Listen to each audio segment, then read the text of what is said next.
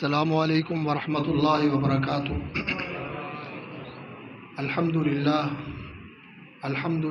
نحمده ونستعینه ونستغفره ونعوذ باللہ من شرور انفسنا وسیئات اعمالنا، من يهده الله فلا مضل له ومن يضلل فلا هادي له، واشهد ان لا اله الا الله وحده لا شريك له، واشهد ان محمدا عبده ورسوله۔ اللهم صل على محمد وعلى آل محمد وبارك على محمد وعلى آل محمد كما صليت وباركت على إبراهيم وعلى آل إبراهيم إنك حميد مجيد۔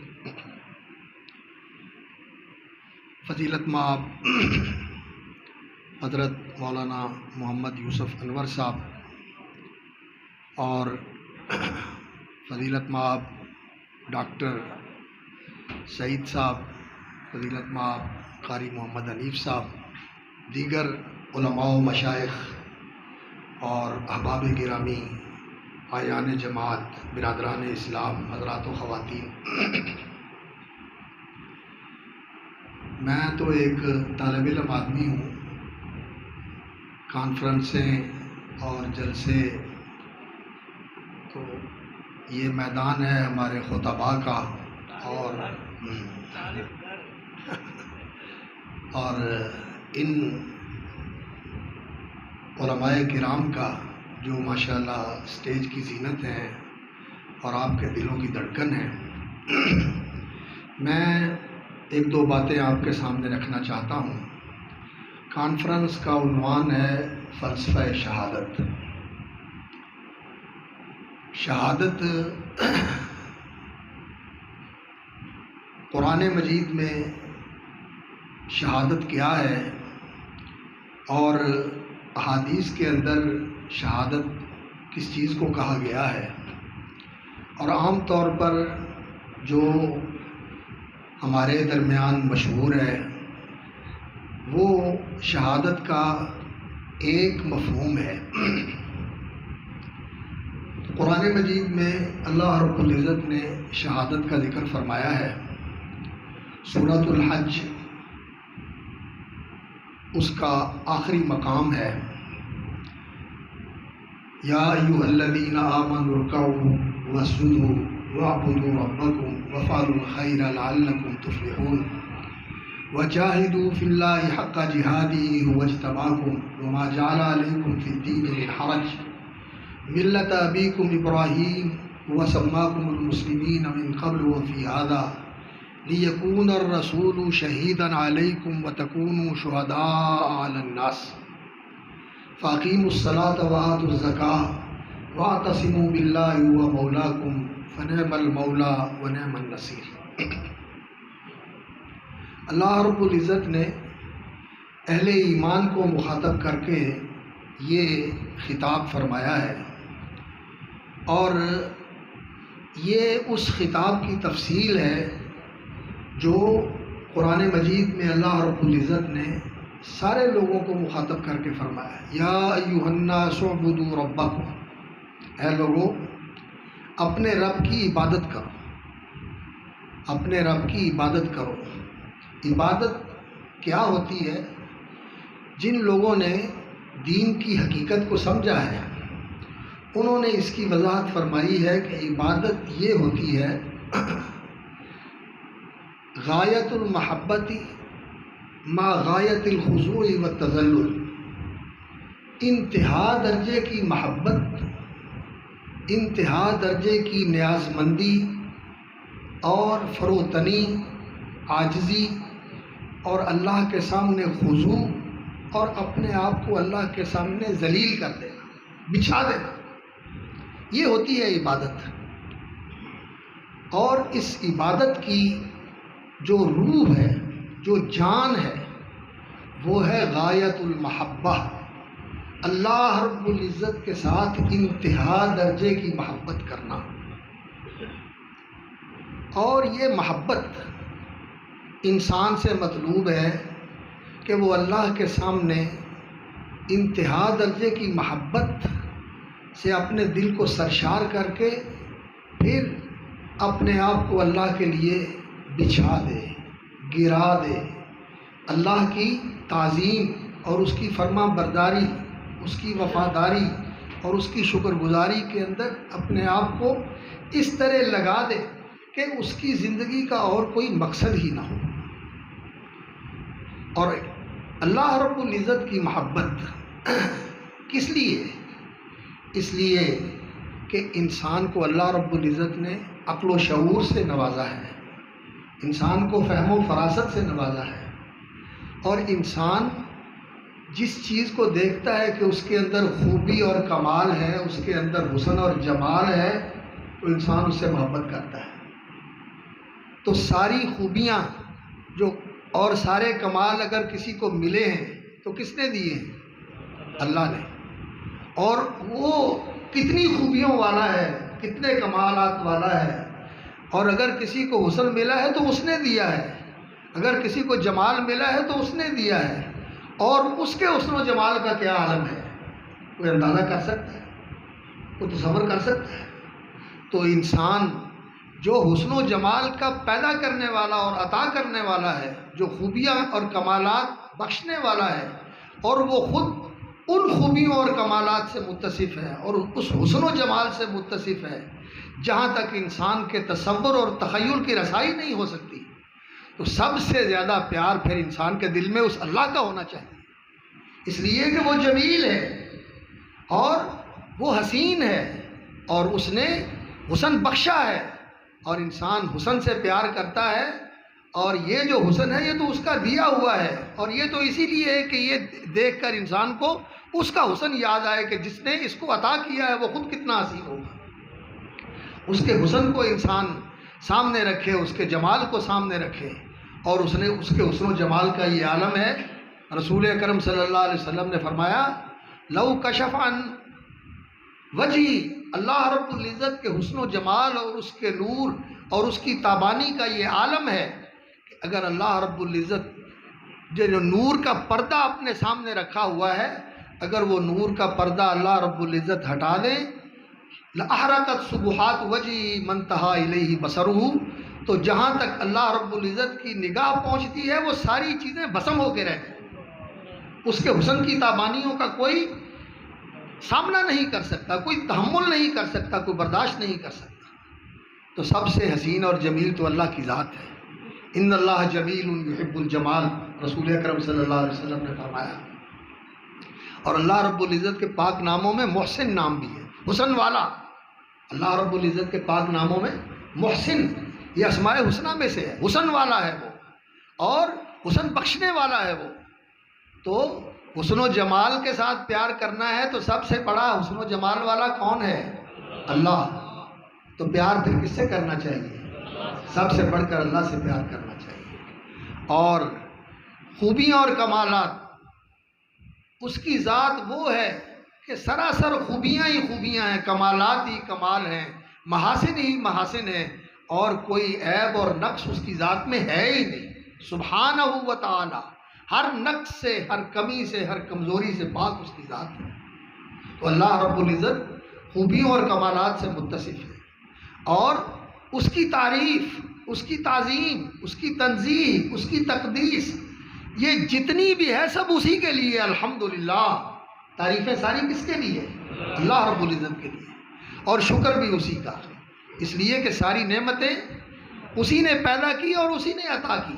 سب کچھ کائنات کے اندر جو ہے موجود، یہ اس کی تخلیق ہے، اور اس کی رحمت کا اور اس کی حکمت کا اور اس کی نوازش کا یہ مظہر ہے۔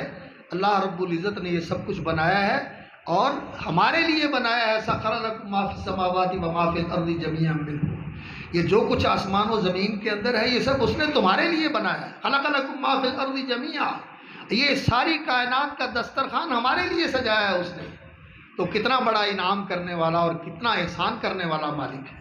اگر انسان عقل سے کام لے تو حقیقت یہ ہے کہ یہ جو آیت کریمہ ہے قرآن مجید کی سورۃ البقرہ میں، وَإِلَٰهُكُمْ إِلَٰهٌ وَاحِدٌ، تمہارا الہ ایک الہ ہے، لا الہ الا ہو، اس کے سوا کوئی الہ نہیں۔ وہ الرحمن الرحیم، وہ رحمان و رحیم ہے، وہ الہ ہے۔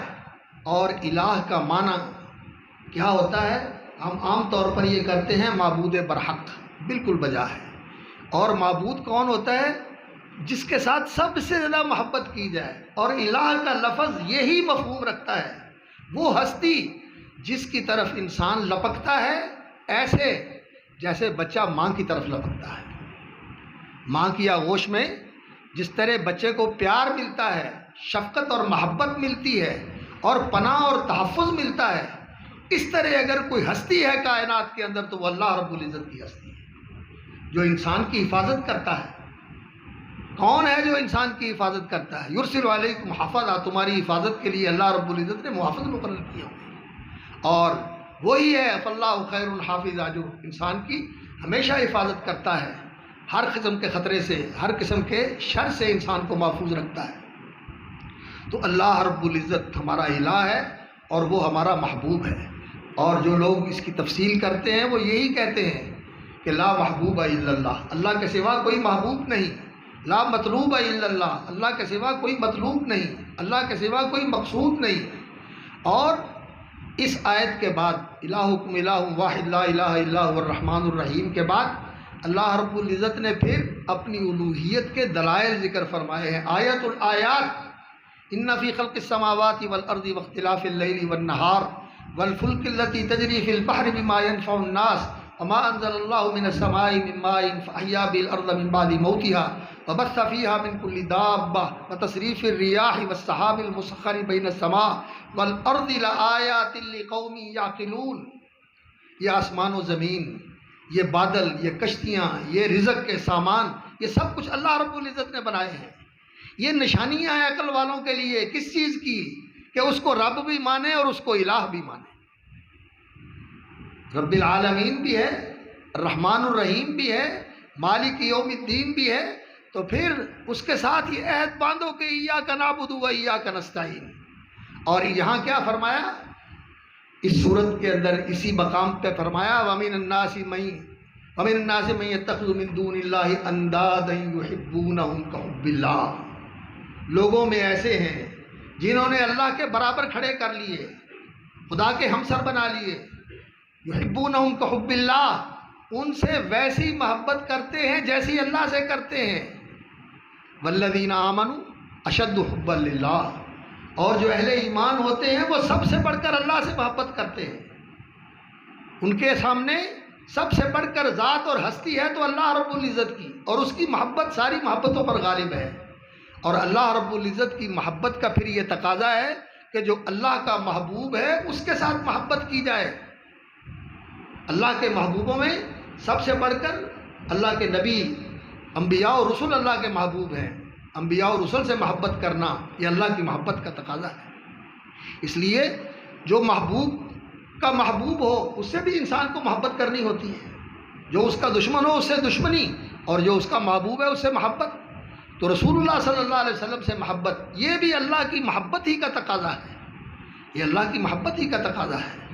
تو والذین آمنوا اشد حبا للہ، ایمان والے سب سے بڑھ کر اللہ رب العزت سے محبت کرتے ہیں۔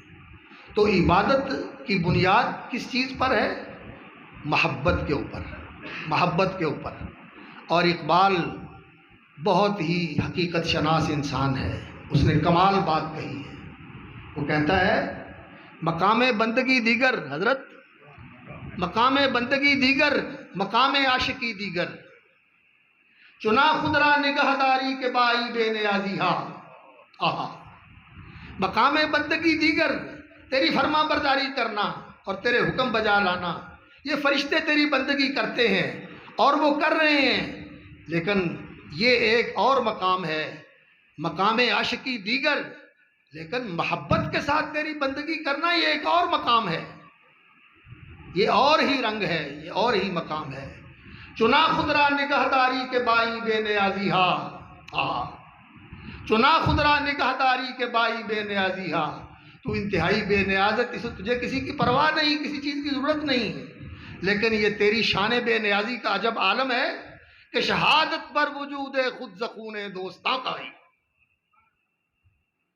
کیا ہے تیری مقام کی عظمت میرے مالک کہ تو دنیا کو یہ دکھانا چاہتا ہے کہ میرے ساتھ محبت کرنے والے دیکھو کس طرح میرے لیے جانیں قربان کر رہے ہیں۔ سر کٹا رہے ہیں اور قربانیاں پیش کر رہے ہیں۔ اللہ اکبر۔ حضرت عبداللہ ابن جحش رضی اللہ تعالی عنہ جنگ احد کے اندر حضرت سعد ابن ابی وقاص اور وہ دونوں بیٹھے، کہنے لگے جنگ کا موقع ہے اور اس موقع پر دعا قبول ہوتی ہے، آؤ مل کے دعا کر لیں۔ حضرت سعد نے بھی دعا کی اور حضرت عبداللہ ابن جحش نے بھی دعا کی۔ حضرت سعد نے دعا کی، یا اللہ میرا مقابلہ ایسے دشمن کے ساتھ ہو، میں اس کے ساتھ لڑوں، میں اس پہ وار کروں، وہ مجھ پہ وار کرے، پھر مجھے اس پہ غلبہ عطا فرمانا، مجھے غازی بنا کر واپس لے آنا اور مجھے اس پہ غلبہ اور ظفرمندی عطا فرمانا۔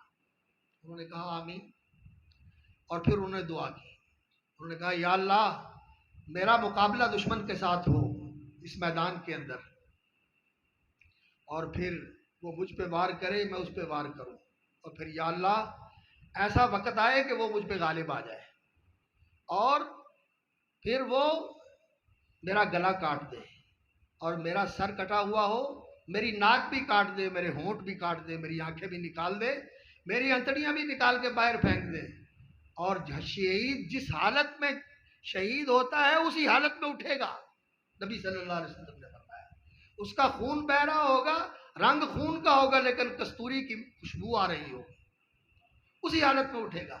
اور جب تیری بارگاہ میں میں پیش ہوں اور تو پوچھے کہ عبداللہ یہ سارا کچھ تیرے ساتھ کس لیے ہوا، تو میں کہوں تیرے لیے، یہ ہے میری زندگی کا مقصود۔ شہادت ہے مطلوب و مقصود مومن، نہ مارے غنیمت نہ کشور کشائی، دو عالم سے کرتی ہے بیگانہ دل کو، عجب چیز ہے لذت آشنائی۔ یہ لذت آشنائی، یہ اللہ کی آشنائی کی لذت، یہ دنیا کی کسی چیز کی انسان کی زندگی میں قیمت نہیں رہتی۔ اور آج ہم شہیدوں کے ماتم کرتے ہیں اور شہیدوں کے نوحے پڑھتے ہیں اور ان کے مرثیے پڑھتے ہیں اور ان سے محبت کا دعویٰ کر کے جو رسول اکرم صلی اللہ علیہ وسلم کے محبوب ہیں ان پہ سب و شتم کرتے ہیں، ان پہ طعن کرتے ہیں، نعوذ باللہ اپنی زبانوں کو نعوذ باللہ ان پہ کھولتے ہیں کہ ان کے نقائص نکالیں۔ وہ رسول اللہ صلی اللہ علیہ وسلم کے محبوب ہیں اور رسول اللہ صلی اللہ علیہ وسلم اللہ کے محبوب ہیں، اور یہ جو رسول اللہ صلی اللہ علیہ وسلم کے محبوب ہیں یہ اللہ کے بھی محبوب ہیں۔ تمام صحابہ رضوان اللہ علیہ مجمعین اور نبی صلی اللہ علیہ وسلم کے تمام اہل بیت اور نبی صلی اللہ علیہ وسلم کی عطرت، آپ کا گھرانہ، آپ کا خاندان، بنو ہاشم والے، بنو مطلب والے، قریش والے، یہ سارے رسول اکرم صلی اللہ علیہ وسلم کے خاندان والے ہیں۔ حتیٰ کہ عرب بھی، ان سے بھی محبت کرنا، اس لیے کہ رسول اکرم صلی اللہ علیہ وسلم کی وہ حدیث ذرا ذہن میں رکھیں جب نبی صلی اللہ علیہ وسلم نے فرمایا کہ اللہ رب العزت نے مخلوق کو پیدا کیا اور پھر ان کے دو حصے کر دیے اور مجھے اس میں کر دیا جو ان میں بہتر تھی، عرب اور عجم۔ عربوں میں نبی صلی اللہ علیہ وسلم کو کر دیا، پھر عربوں میں سے نبی صلی اللہ علیہ وسلم کو اللہ رب العزت نے اس خاندان میں کر دیا جو سارے خاندانوں میں بہتر تھا، اور اس خاندان میں سے اس گھرانے میں کر دیا جو سارے گھرانوں میں بہتر تھا۔ تو نبی صلی اللہ علیہ وسلم نے فرمایا اللہ رب العزت نے مجھے بہتر سے بہتر سے بہتر کے اندر لا کے کھڑا کر دیا۔ تو بنو ہاشم کا گھرانہ جو ہے یہ قریش میں سب سے بہتر گھرانہ تھا، اور قریش جو ہے وہ عرب میں سب سے بہتر تھے، اور عرب جو ہے وہ سارے انسانوں میں سب سے بہتر ہیں۔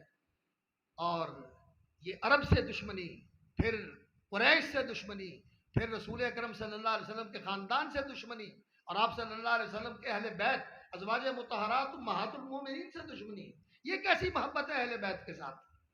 یہ جہالت ہے، یہ ظلم ہے۔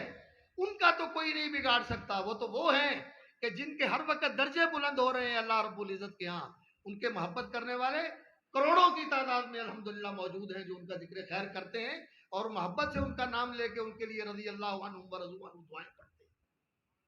ان لوگوں کے اس طرح کہنے سے ان کی شان میں کوئی کمی نہیں آتی، لیکن یہ اپنی قسمت کا ناس مارتے ہیں اور اپنے نصیب جلاتے ہیں، اور یہ اللہ رب العزت نے ان کو سزا دی ہوئی ہے کہ یہ اپنا خون بھی بہاتے ہیں اور اپنی سینہ کو بھی کرتے ہیں۔ یہ دنیا میں ان کو سزا بھی نہیں ہوتی، اسی چیز کی یہ سزا ہے۔ تو محبت جو ہے اس کی نشانی کیا ہے؟ اس کی نشانی قربانی ہے، اور جن لوگوں نے اللہ رب العزت سے محبت کی انہوں نے جانوں کی قربانیاں دی۔ جنگ احد کے اندر، جنگ بدر کے اندر رسول اکرم صلی اللہ علیہ وسلم کے صحابہ نے اللہ رب العزت کی محبت کا تو یہ عالم دیکھا آپ نے، عبداللہ ابن جحش رضی اللہ تعالیٰ عنہ، اور حرام ابن ملحان رضی اللہ تعالیٰ عنہ، وہ جو رسول اکرم صلی اللہ علیہ وسلم نے ایک جماعت بھیجی تھی قراء کی، جن کے ساتھ دھوکہ کیا گیا اور ان کو مظلومانہ شہید کر دیا گیا، تو جس آدمی نے نیزہ مارا حضرت حرام ابن ملحان کے پیٹ میں، جو کمر سے پار ہو گیا، تو وہ کہتا ہے جب میں نے نیزہ مارا ان کے پیٹ میں اور وہ ان کی کمر سے پار ہو گیا، تو ان کے منہ سے جو الفاظ نکلے انہوں نے مجھے ہلا کے رکھ دیا۔ وہ الفاظ کیا تھے؟ فزت ورب الکعبہ، رب کعبہ کی قسم میں کامیاب، کہ جان جس نے دی تھی اس کے لیے دے دی، اس کے بڑی اور زندگی کی سعادت کیا ہے؟ تو شہادت جو ہے یہ محبت کی نشانی ہے، اور اللہ رب العزت نے یہ قرآن مجید میں فرمایا ہے، یعلم اللہ الذین آمنوا ویتخذ منکم شہداء، اللہ تعالیٰ تم میں سے وہ لوگ دکھانا چاہتا ہے جو اہل ایمان ہیں، اور اللہ رب العزت تم میں سے شہید لینا چاہتا ہے۔ وہ جو اقبال کی بات ہے کہ شہادت پر وجود خود زخون دوستاں خالی، تو دنیا کو بتانا چاہتا ہے کہ یہ ہیں میرے ساتھ محبت کرنے والے، جو میرے لیے جانیں بھی پیش کرتے ہیں، مال بھی پیش کرتے ہیں، گھر بار بھی جنہوں نے چھوڑ دیے، رشتہ دار بھی جنہوں نے چھوڑ دیے۔ حضرت ابو عبیدہ رضی اللہ تعالیٰ عنہ جنگ بدر کے اندر ان کے والد جراح نعوذ باللہ اللہ کی توحید کا انکار کر رہے ہیں، شرک کا پرچار کر رہے ہیں، اور شرک کی حمایت میں سامنے آ گئے ہیں۔ ابو عبیدہ نے چاہا کہ میں پہلو بچا کے نکل جاؤں، لیکن جب دیکھا کہ اس کی زبان سے شرک کا پرچار ہو رہا ہے اور توحید کا انکار ہو رہا ہے، تو بڑے اور تلوار چلائی، سر اڑا دیا، بیٹے نے باپ کا سر اڑا دیا۔ شہادت اس کا نام ہے، محبت اس کا نام ہے، اور حق کی گواہی اس کا نام ہے جو ان صحابہ نے دی۔ اور سید الشہداء حمزہ رضی اللہ تعالیٰ عنہ، اللہ اکبر، جن کی شہادت رسول اکرم صلی اللہ علیہ وسلم نے ان کو سید الشہداء کہا، اور پھر اسلام کی تاریخ شہداء کی تاریخ ہے۔ اسلام کی تاریخ میں وہ ایک شہید ہے۔ شہیدوں کی عصر نبوت کے اندر حضرت سمیہ رضی اللہ تعالیٰ عنہ سے یہ شہادت کے سلسلے کا آغاز ہوتا ہے۔ اس خاتون نے پہلی شہادت پیش کی، عمار ابن یاسر کی والدہ نے سب سے پہلی شہادت انہوں نے پیش کی اللہ کے دین کے لیے، اور پھر یہ سلسلہ بڑھتا رہا۔ اور رسول اکرم صلی اللہ علیہ وسلم کے اپنے جذبات کیا تھے؟ فرماتے ہیں کہ وددت، میں یہ چاہتا ہوں، ان اقتل فی سبیل اللہ، کہ اللہ کے راستے میں میں شہید کیا جاؤں، پھر زندہ کیا جاؤں، پھر شہید کیا جاؤں، پھر زندہ کیا جاؤں، پھر شہید کیا جاؤں، پھر زندہ کیا جاؤں، پھر شہید کیا جاؤں۔ یہ محبت ہے اللہ رب العزت کی، کہ اللہ کے لیے قربان ہونے کو جی چاہتا ہے۔ بلکہ رسول اکرم صلی اللہ علیہ وسلم نے فرمایا کہ کوئی جو جنت میں گئے ہیں وہ جنت سے واپس آنا نہیں چاہتا، لیکن شہید ہے جو جنت میں جا کے جنت کی نعمتیں پا کر، جنت کی راحتوں اور جنت کی بادشاہتوں سے سرفراز ہو کر بھی اللہ رب العزت سے یہ تمنا کرتا ہے کہ یا اللہ ایک دفعہ پھر دنیا میں واپس بھیج، پھر تیرے لیے سر کٹا کے آؤں، کہ جو تیرے لیے کٹنے میں لذت ہے وہ جنت میں بھی نہیں۔ یہ ہے محبت، اور یہ محبت آج ناپید ہے۔